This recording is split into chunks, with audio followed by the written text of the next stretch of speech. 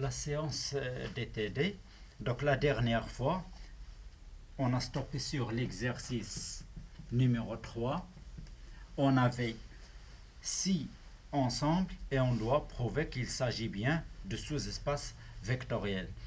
Alors, la dernière fois, donc on a pris F1, c'est l'ensemble des x, y, z dans R3 tel que 2x plus y moins z est égal à 0. Et on a montré que ceci, c'est l'espace vectoriel, donc z est égal à 2x plus y, donc 1, 0, 2 et 0, 1, 1.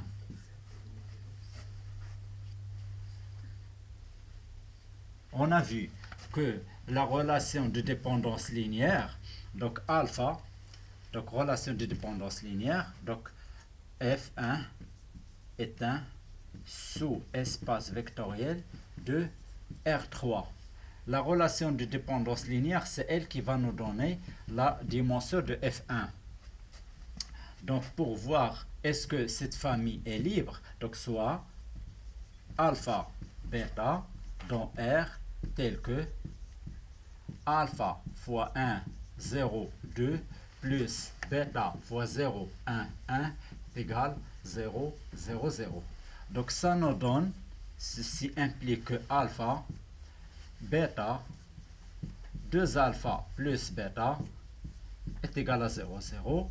Donc visiblement alpha est égal à bêta est égal à 0. Par suite, donc la famille, donc 1, 0, 2, 0, 1, 1 est libre.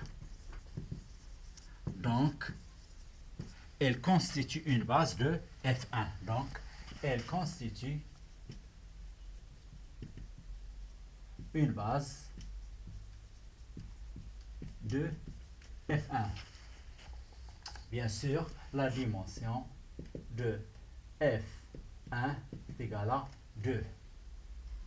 F2 est donné par les équations suivantes. C'est l'ensemble des x, y, z tel que 2x est égal à 0, 3y moins z est égal à 0. Donc ceci, c'est l'ensemble des x, y, z tel que x est égal à 0, z est égal à 3y. Donc il suffit de remplacer. Donc ceci, c'est l'ensemble des 0, y et z. Je vais la remplacer par sa valeur, 3y. Maintenant, je n'ai aucune condition sur y, donc elle peut prendre n'importe quelle valeur de r. Ceci, c'est l'ensemble des y multiplié par 0, 1, 3. Et y prend n'importe quelle valeur de r. Ceci, ce n'est que l'espace vectoriel engendré par 0, 1, 3. La dernière fois, dans le cours sur les familles libres, familles génératrices, on a dit que n'importe quel vecteur non nul constitue une famille libre. Par suite,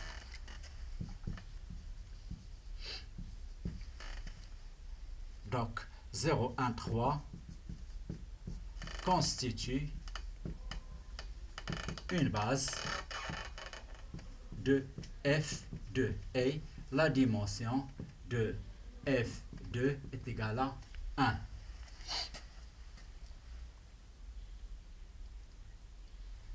On va passer maintenant à donc F3. Je vais sortir F3, F4 puisque donc c'est le même procédé, mais pour F5 et F6, on en aura besoin par la suite. Donc F5, c'est l'ensemble des x, y, des triplets x, y, z. Vérifions les équations paramétriques suivantes. 2x moins 3, z est égal à 4y moins 5x. Ceci, je peux l'écrire l'ensemble des x, y, z tel que je fais passer les x ici. 7x moins 4y est égal à 3z. Donc ici, vous avez le choix à privilégier la variable, ce que vous voulez, c'est le même résultat. Soit x en fonction de yz, soit z en fonction de xy, soit y en fonction de xz. Je vais choisir z en fonction des autres, puisque je vais diviser par le plus petit, c'est 3. Donc ceci, je peux l'écrire f5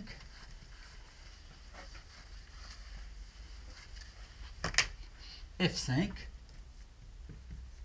je peux l'écrire, c'est l'ensemble des x, y, z, tel que z est égal 7 sur 3x moins 4 sur 3y.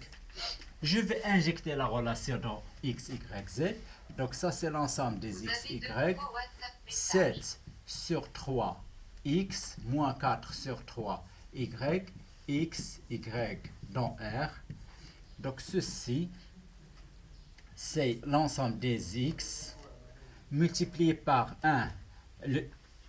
Il ne figure pas dans la deuxième composante, donc 0. Et 7 sur 3 plus y multiplié par 0, 1, moins 4 sur 3, x, y dans R. Donc ceci, c'est l'espace vectoriel engendré par 1, 0, 7 sur 3, 0, 1, moins 4 sur 3.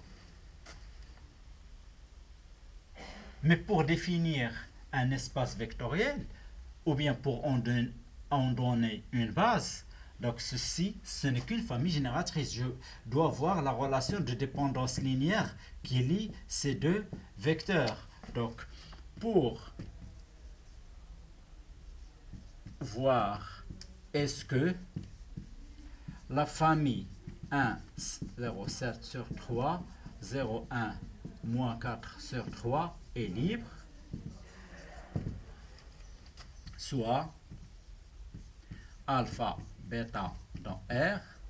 Donc vous avez alpha fois 1, 0, 7 sur 3 plus bêta fois 0, 1, moins 4 sur 3 est égal à 0, 0, 0.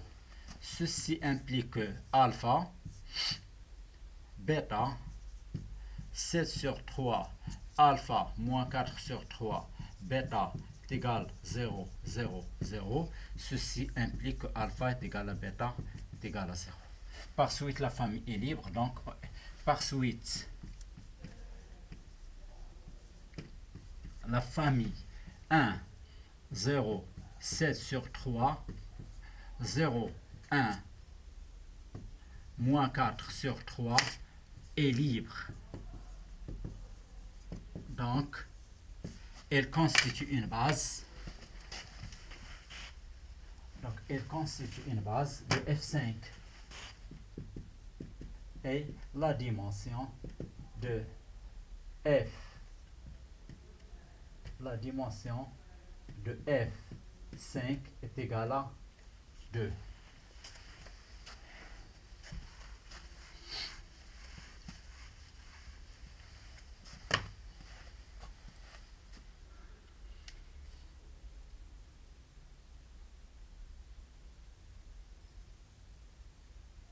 Donc d'abord, ici, F5 est un sous-espace vectoriel de R3,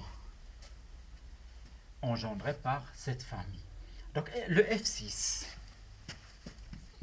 F6, c'est l'ensemble des x, y, z, tel que, ici, j'ai deux égalités.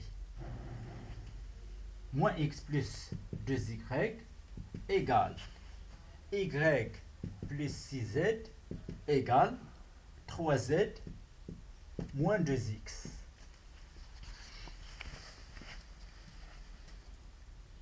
Alors, ces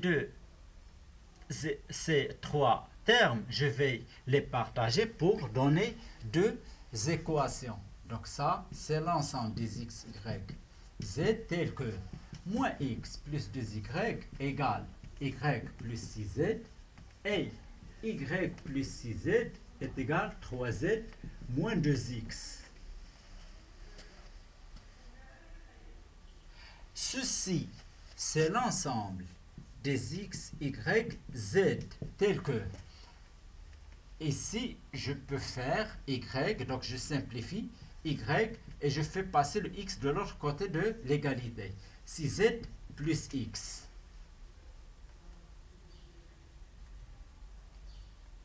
Et y plus 6z, ici, je peux remplacer y par sa valeur. J'ai 6z plus x plus 6z est égal à 3z moins 2x. Ceci, c'est l'ensemble des x, y, z. Attention, vous devez garder cette égalité. Même si vous l'avez injectée ici, vous devez la garder. Sinon, si vous faites disparaître cette égalité, vous n'aurez rien. Vous aurez x en fonction de z et y disparaît. Donc, vous devez, même si vous avez remplacé ici y par sa valeur, vous devez la garder.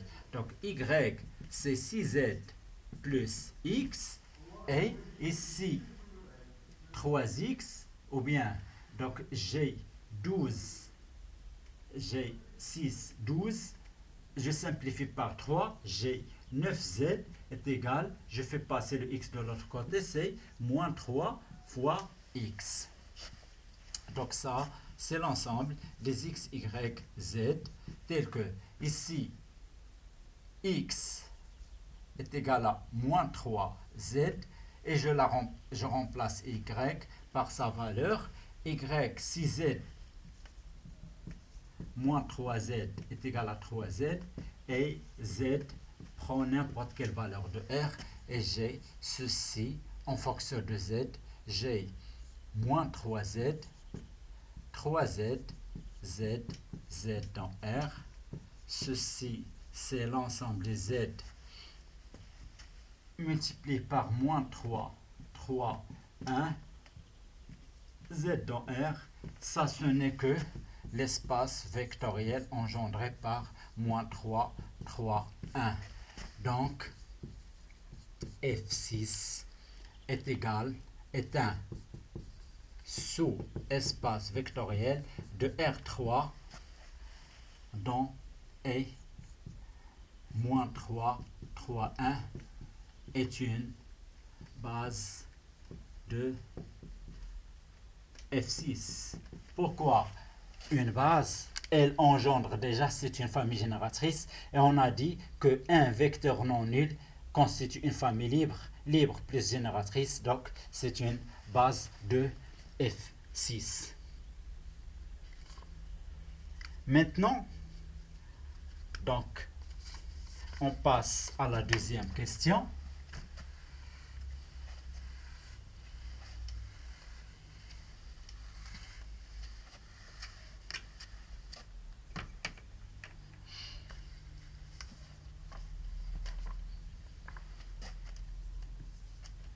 Deuxième question. Détermine F1 inter F2, F3 inter F4, donc on l'a sauté. F5 inter F6, F1 inter F5 inter F6. Donc F1 inter F2, c'est l'ensemble des x, y, z appartenant à F1 et x, y, z dans F2. Donc A inter B, c'est l'ensemble des x dans A et x dans B. Ici, je dois donner la caractéristique donc de F1 et de F2. Donc c'est la caractéristique de F1, c'est 2x plus y moins z est égal à 0. F2, 2x est égal à 0. Et 3y moins z est égal à 0. Donc ceci, c'est l'ensemble des x, y, z. J'ai des égalités, je peux commencer par x est égal à 0. Je dois l'injecter ici, donc y moins z est égal à 0 et z est égal à 3y.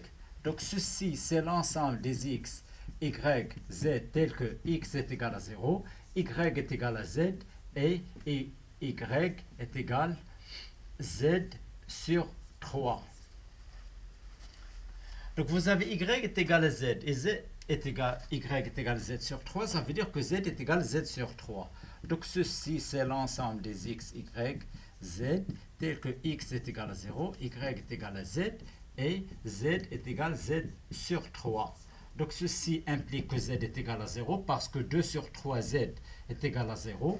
Donc ceci, c'est l'ensemble des x, y, z, tel que x est égal à 0, z est égal à 0, et bien sûr, y est égal à z, est égal à 0. Donc ça, ce n'est que 0, 0, 0.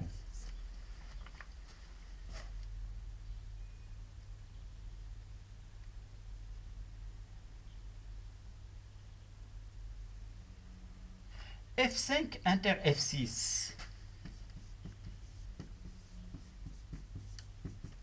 C'est l'ensemble des x, y, z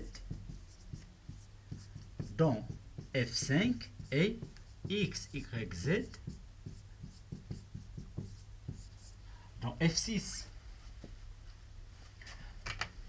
Je traduis l'appartenance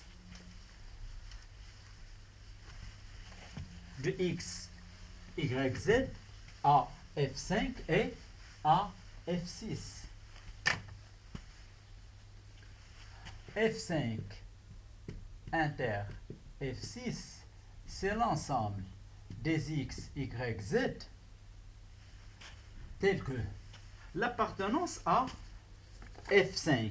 Donc, G 2x moins 3z est égal à 4y moins 5x. L'autre, G, y moins x plus 2y est égal à y plus 6z, et y plus 6z est égal à 3z moins 2x.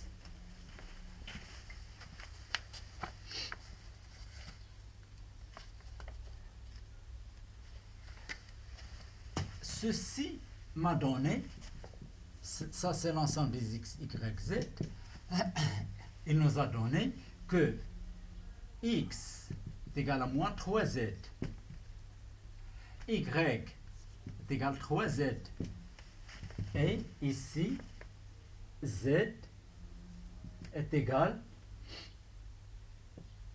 7 sur 3x moins 4 sur 3y.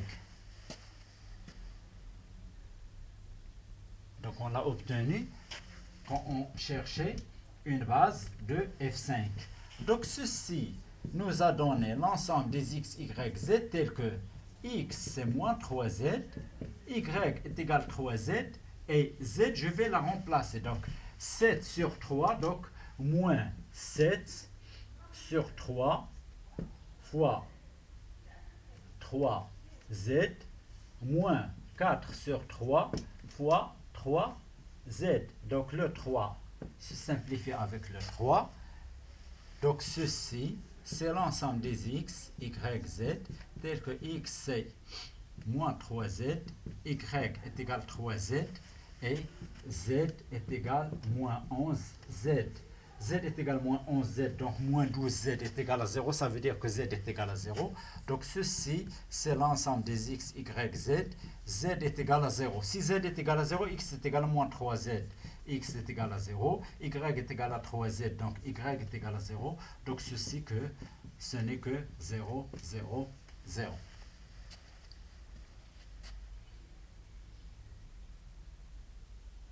Donc vous avez F1 inter F2 est égal à 0, 0. F5 inter F6 est égal à 0, 0, 0.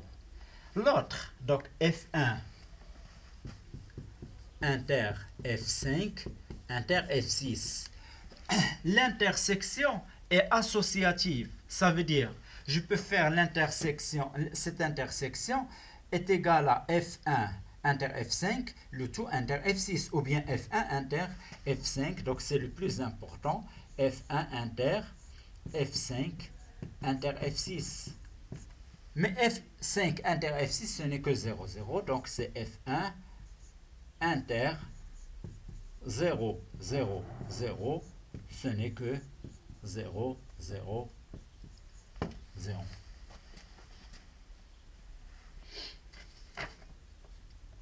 On passe à la troisième question.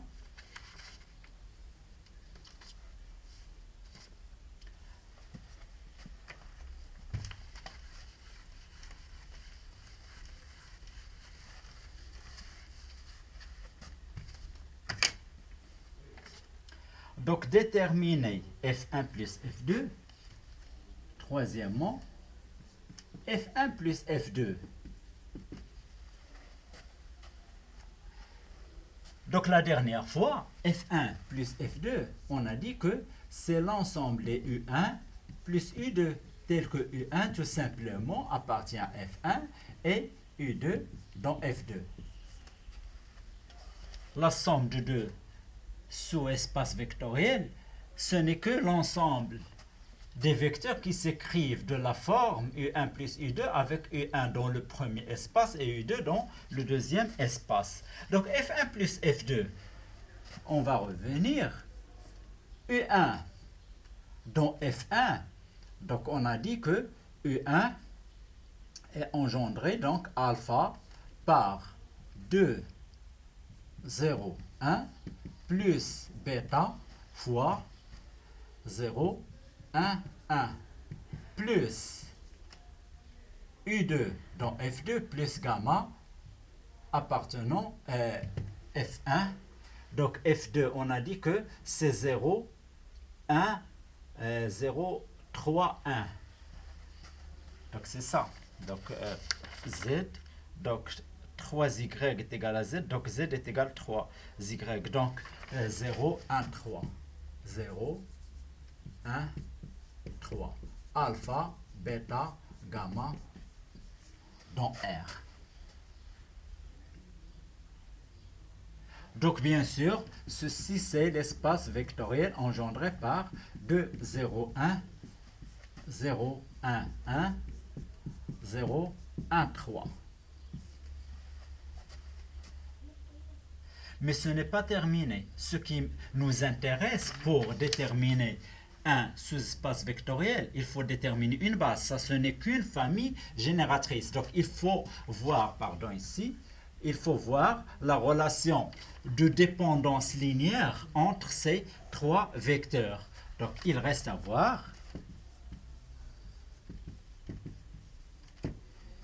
si la famille de 0, 1, 0, 1, 1, 0, 1, 3 est libre.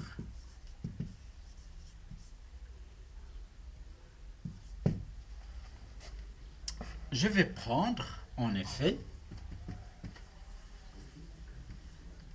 soit alpha, bêta, gamma, 3 réels, tels que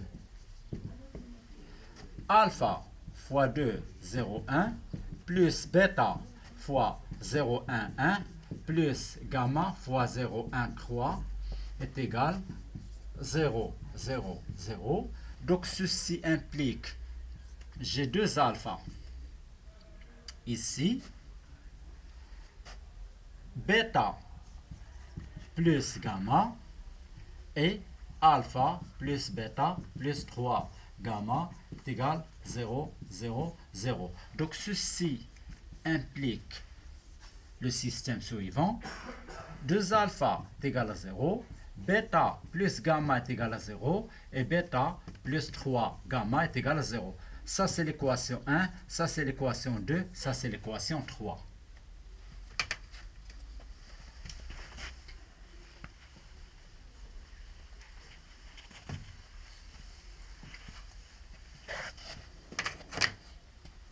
Donc ceci nous donne alpha est égal à 0 d'après l'équation 1, gamma est égal à moins bêta d'après 2 et 3, G gamma est égal à moins bêta, donc j'ai ici moins gamma plus 3 gamma est égal à 0. Donc c'est implique que gamma est égal à 0. Et d'après 2,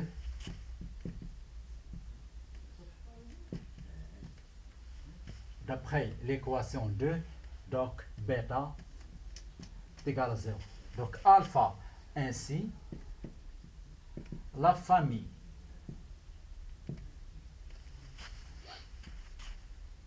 de 0, 1, 0, 1, 1, 0, 1, 3 est libre. Par suite, elle constitue une base de F1 plus F2. Il s'ensuit que la dimension de F1 plus F2 est égale à 3. Or, F1 plus F2 est un sous-espace vectoriel de R3 de même dimension, de dimension 3. Donc, F1 plus F2 est égal à R3. Donc, à rappeler que si F est un sous-espace vectoriel de E, alors la dimension de F est inférieure ou égale à la dimension de E. Et si la dimension de F égale la dimension de E, alors F est égal à E. Donc, ceci nous donne que F1 plus F2 est égal à R3. Donc,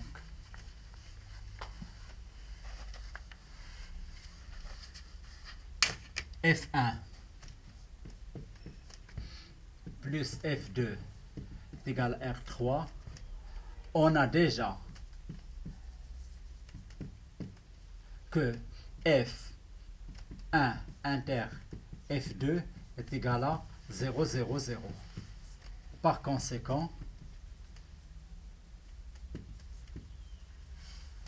F1 plus F2 est égal à R3. La somme est directe. Donc, vous avez une somme directe ou bien, donc, la somme de F1 et F2 est une somme directe. Ou bien, F1 et F2 sont supplémentaires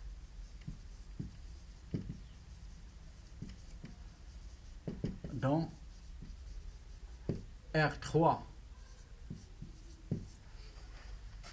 C'est le même cas pour F1, F5 et F6. Donc c'est le même cas. Par le même procédé,